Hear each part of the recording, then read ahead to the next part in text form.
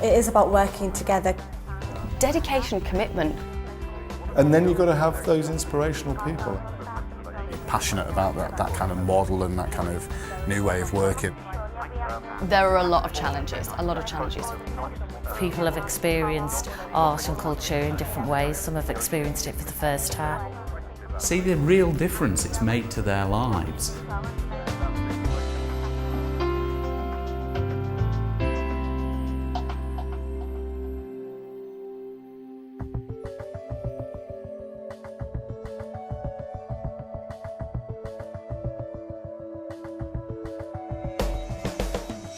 The idea behind Four Corners was based around communities really, and a recognition with the regeneration that was taking place in Liverpool at the time, because it's been a 6-year-long project, that communities were really, really important to us. And what we wanted to look at is how we could engage with those communities in a variety of different ways. And it was felt that art and culture was a really good way of getting down and meeting people in those communities. Lots of those communities were changing. There were areas where we'd never really had a lot of sort of arts and cultural work take place. So when this programme was announced, I was really keen to get involved in it because I saw that it was a way of people from areas such as Wavertree and Churchwood who perhaps had never had an opportunity before to sample arts and culture. I had no knowledge of art at all. So my first few meetings were kind of sitting in the days where people would talk about artistic expressions and you see all these smiles on the artists and I'd be sitting there wondering what they're talking about. Very often people are doing things in their community already, so they don't want somebody coming in trying to change all that or to tell them how to do it. So it has got to be a two-way process. And that's kind of a partnership. You know, the arts are offering a way in for the neighbourhood management teams to work with communities of people and to engage with people and to find solutions to problems. The beauty of Four Corners is the way that it's put together. I think what Four Corners does is it brings communities and professionals together under one umbrella, and it also brings the city together. Like so many of our partnerships, what we've tried to do during 2010 is really build on success, is really use things which we know are getting deeply into people's heads. They're getting the opportunity to really participate in. And the trick here for us is to make it all about health and well-being.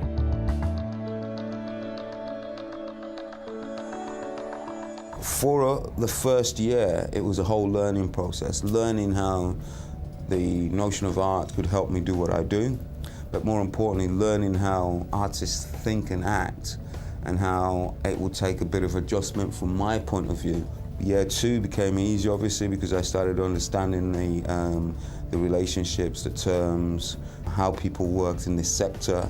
So I could easily start seeing the contributions and the benefits of working with art as a medium of engagement.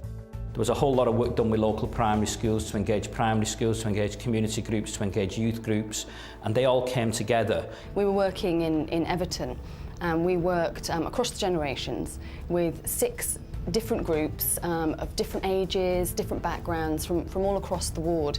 We went in and delivered sessions each week with each group around the same sort of activity, but obviously putting their own individual take on it as well. Some people would have got the ability to develop skills, the ability to kind of understand a bit more about their own communities. Some would have got the ability to work with other communities within the community. Some would have got the ability to kind of profile their point of view to other members of the same community. But with Four Corners, because of certainly work we've done at a neighbourhood level, which is very much about partnership ethos, partnership working, you know, people like the Medicine Fire and Rescue Service, the police, youth service, occasionally the private sector, all wanted to get involved in this. We've got a living legacy from the Four Corners. We're just setting up a new shop, and that's in the community that we started working with in Four Corners, up in Old Valley, and that is an art shop and space for the community to use, and that wouldn't have happened without it. So we have a living legacy that has come about and is no longer funded in the same way through the same project. For me, I mean, I've really enjoyed sort of getting involved in a whole range of sort of activities, and over the years we've sort of got involved. We try and sort of change what we do, sort of work with different groups, and just to have that sort of like new sort of vitality of different input from different people can sort of make the whole sort of art side of it seem really fresh. We did a photography session and one woman had never used a camera before in her life, and we delivered the session with her. She used the camera, she realised how easy it was and what she could do with it, and she left the session and went straight into town and bought herself a digital camera and proceeded to then take the most fantastic photos, which became part of the exhibition. A wonderful lady called Barbara, who was probably about 85, stood up and said, as a result of this project, I've got to know my neighbours. Engaging communities is absolutely not a passive process. You must be active, you must be out there. Four Corners gives you the real vehicle to become actively engaged with people. Anything that brings people together, enables them to socialise, has a health benefit. I think what is important is that it's a vehicle that allows people to feel that they can be included. There's always a need to hear those other points of view and give them profile and give them status and give them a platform to be heard from, because all too often, you know, the cultural experience that many young people get, for example, is a diet of, you know, TV, radio, internet, all those, again, cliches, and very infrequently people, young people particularly, don't get the opportunity to express their own identities in a way that's not bounded by kind of school or kind of traditional educational systems. More people tend to learn better when they're out of school doing things like practicals and stuff. Like, it's easier to learn when you're actually doing it and not just writing it. We should make a place where everyone can go and meet up and mix in with each other, and then everyone will know each other a lot more better. There's got to be someone who can talk to the young people in the city, someone who can bring themselves down to their level, communicate with them at their level and not be all serious and formal about it. It's not really everyone's cup of tea, but I reckon if they tried it, they'd like it, because it gives you something to do, it gets you out and learn more facts about your city and stuff. And the key to it being a success, and the key to the Art Valley model, which was the legacy of Four Corners, is partnership working. It is about that it is about working together. It's about collaboration, it's about partnership working, and we're working to very specific priorities, whether it's engaging with isolated elders that are not leaving their homes, or it's animating a space that's perceived as negative by the community.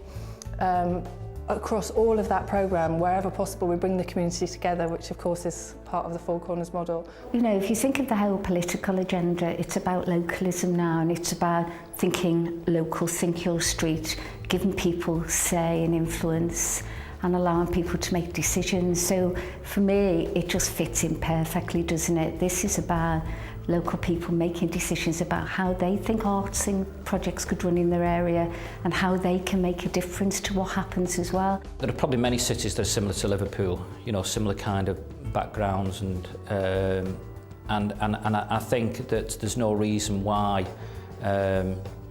you know, kind of arts activity couldn't have a major impact in you know, wherever really. It's a long-term programme that needs a long-term investment. And by investment, I don't just mean money. Money is always an issue, particularly in these times, but it's about investment of intelligence, an investment of staff time, and an investment of desire to make this kind of work happen and to commit to it. But you can see years later, because we are still working with communities 5 years later, the confidence and the self-esteem, how that changed in individuals. And when an individual's confidence and self-esteem changes, they make different decisions in their lives. And of course, you can't say it's all down to a piece of theatre or an artistic project, but it's definitely a catalyst. The partnership is absolutely imperative, and I don't think you can approach that half-heartedly.